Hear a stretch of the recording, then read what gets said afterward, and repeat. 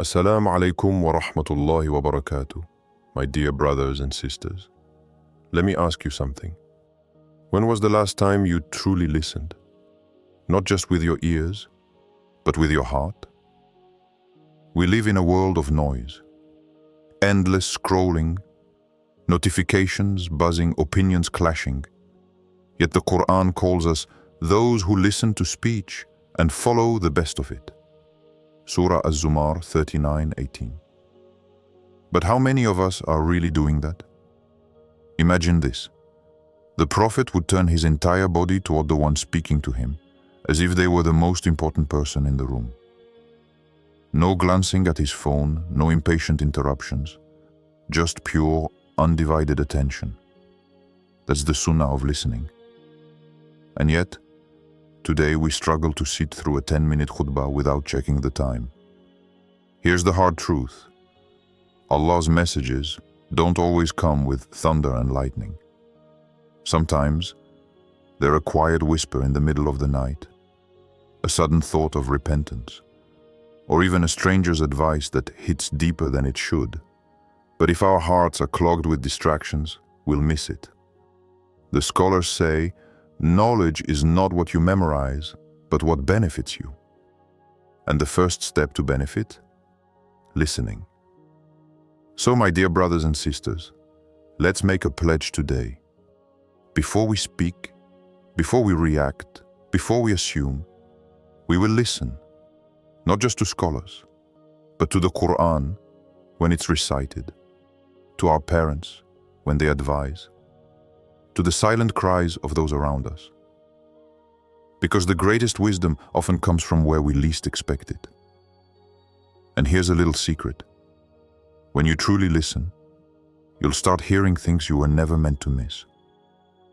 The rustle of the wind carrying Allah's remembrance, the unspoken pain in a friend's voice, even your own soul's plea for change. That's when you realize listening isn't passive.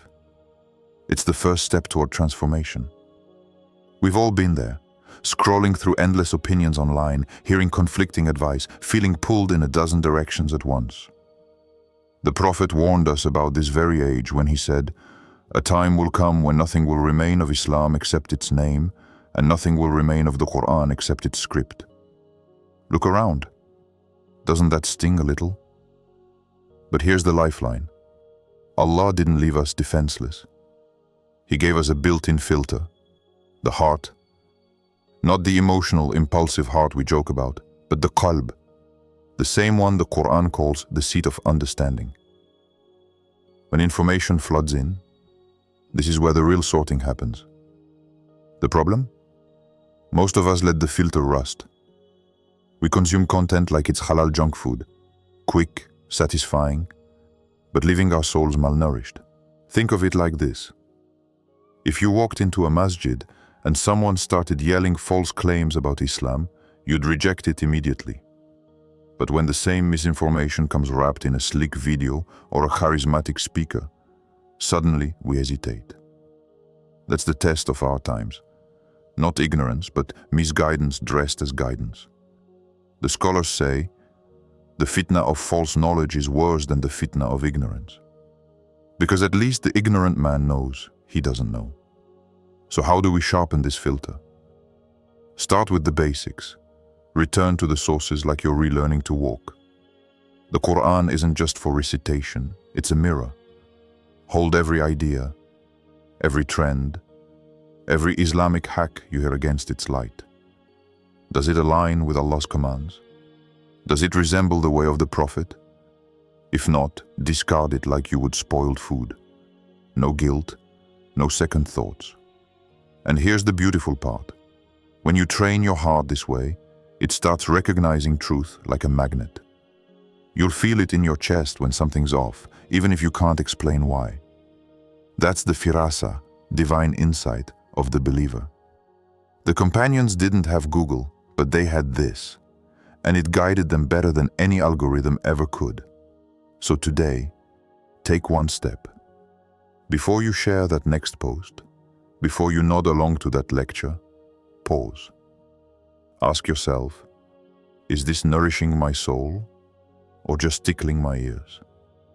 The difference between the two is what separates the awake from the sleeping. The modern world has perfected the art of drowning truth in noise.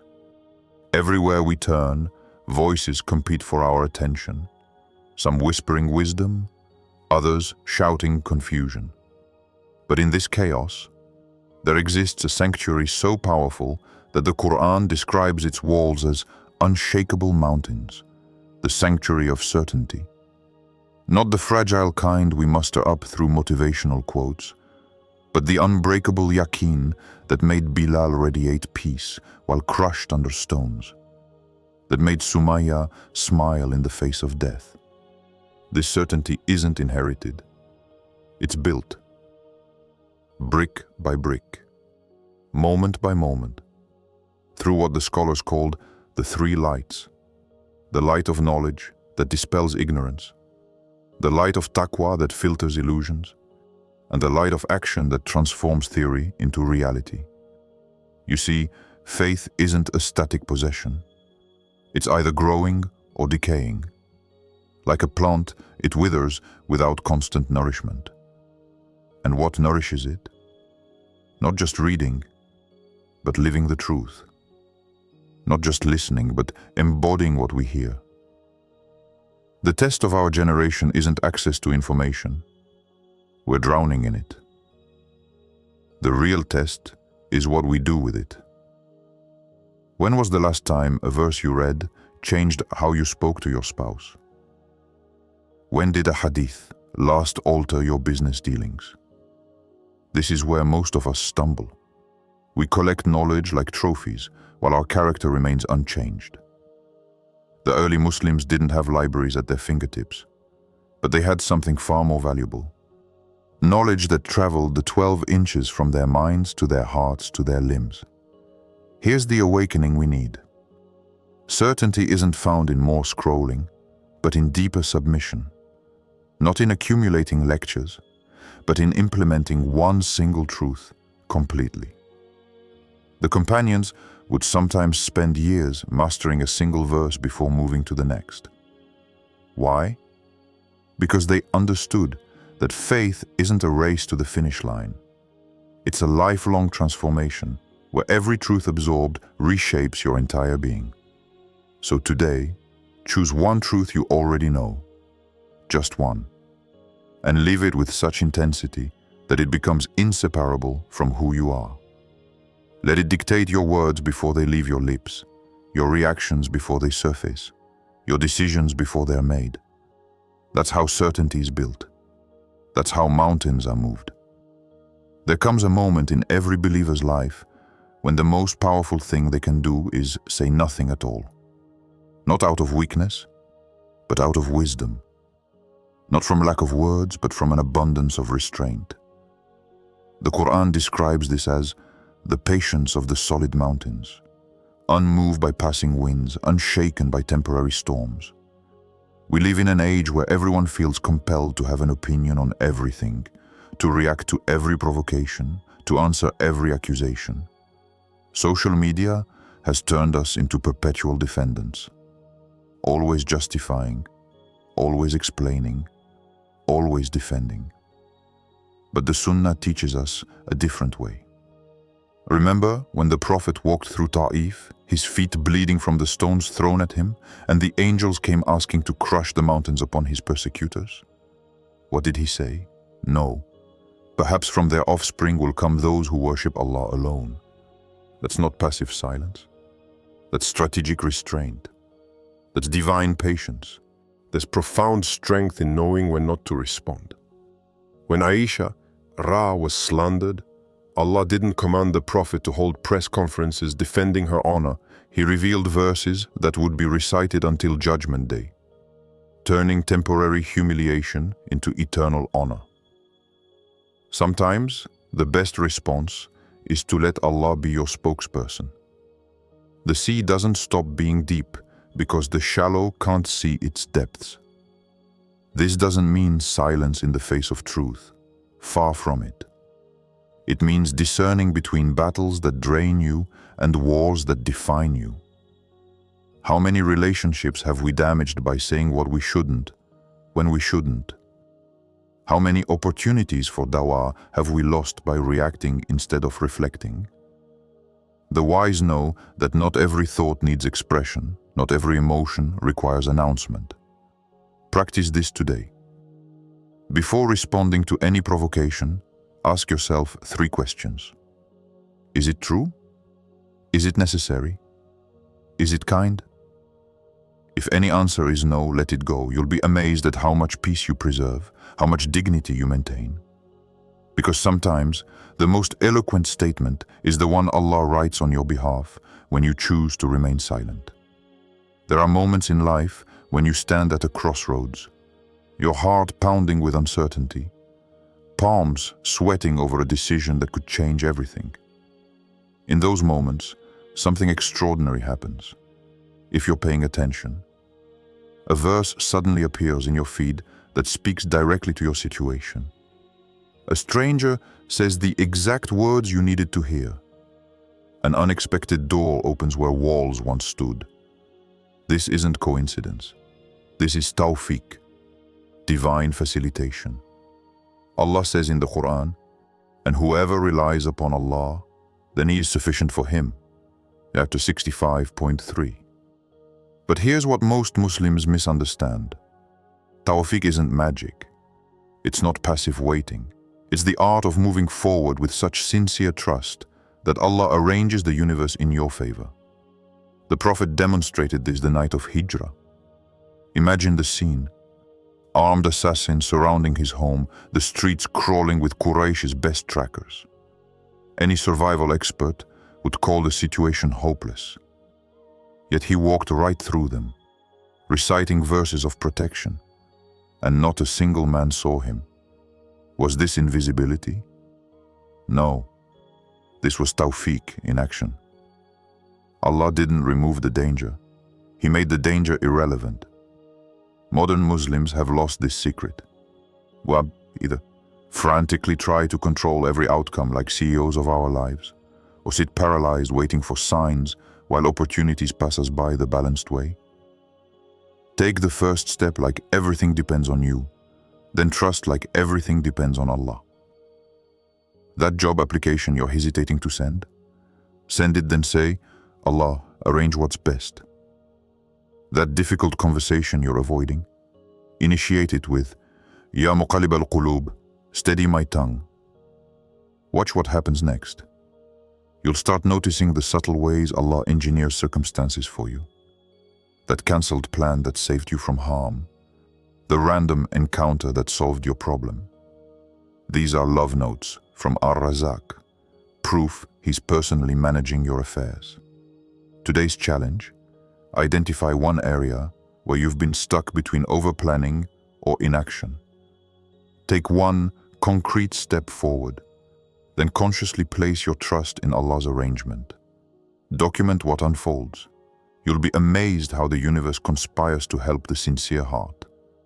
There exists a moment in every believer's journey when the weight becomes too heavy to carry.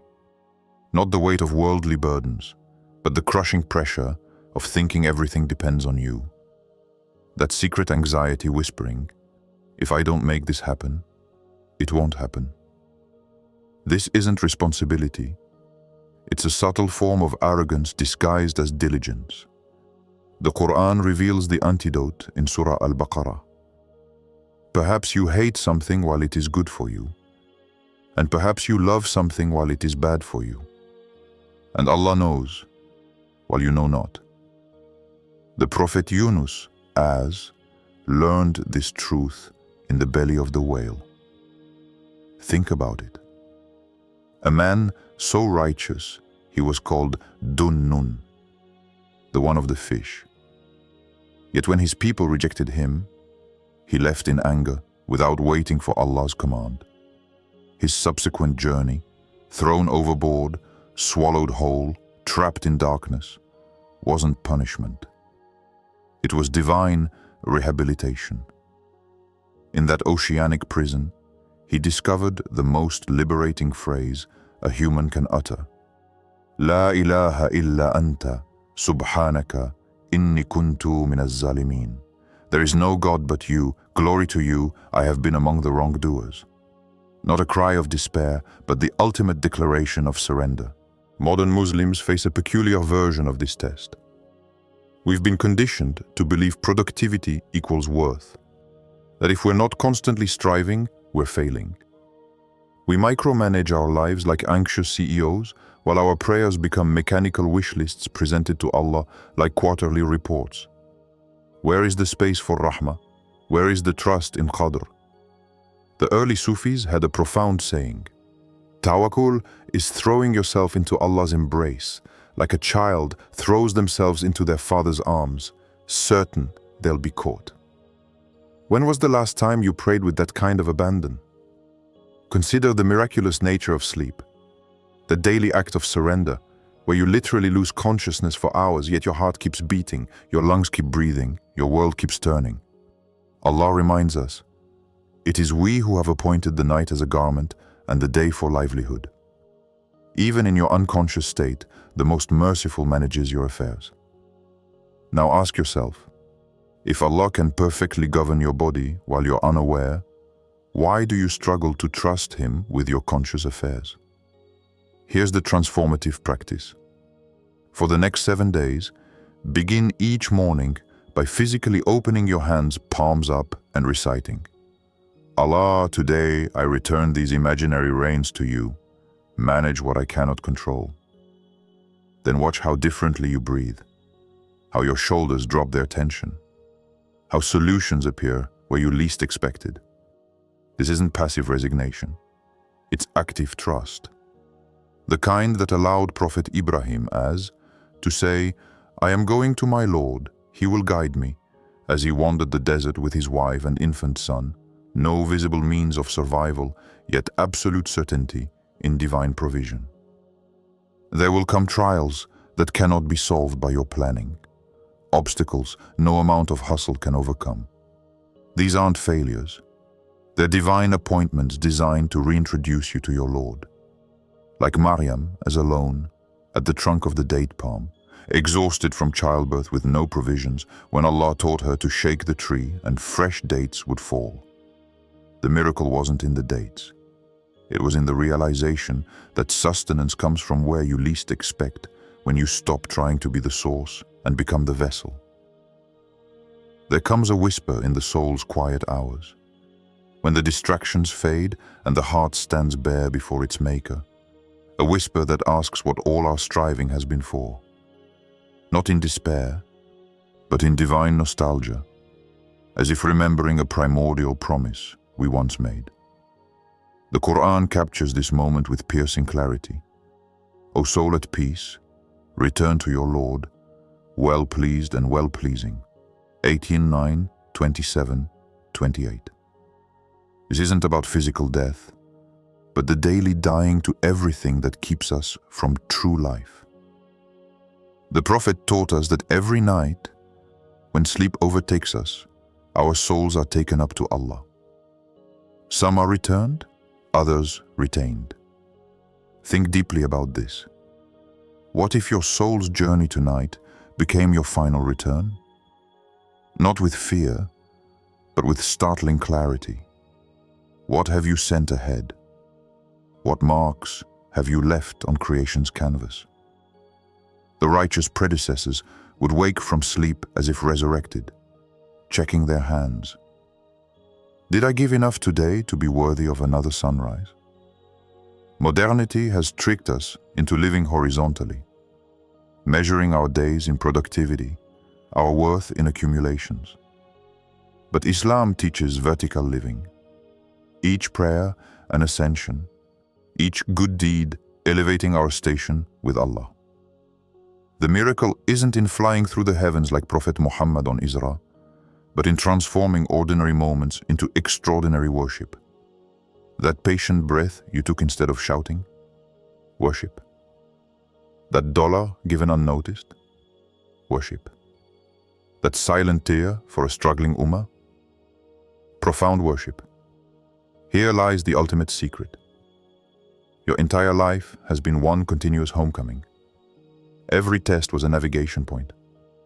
Every blessing was a divine landmark. Even your stumbles were part of the route. The Quran assures, indeed, with hardship comes ease, 94:5. Notice it doesn't say after hardship, but with it, meaning your trials contained their own solutions, your wounds their own cures, if only you'd had the vision to see. So tonight, before sleep takes you, perform this radical act. Place your right hand over your heart and say, Allah, if this is my final night, let my last thought be gratitude, my final breath testimony to your oneness. Then, wake up tomorrow as if resurrected, not into the same old life, but into a fresh chance to build your eternity. Ameen, Ya Rab. Make us among those who live each day as both our first and last. Let our every ending become a new beginning in your mercy. Grant us the awareness that every moment is our soul's chance to return, not to dust, but to divine presence.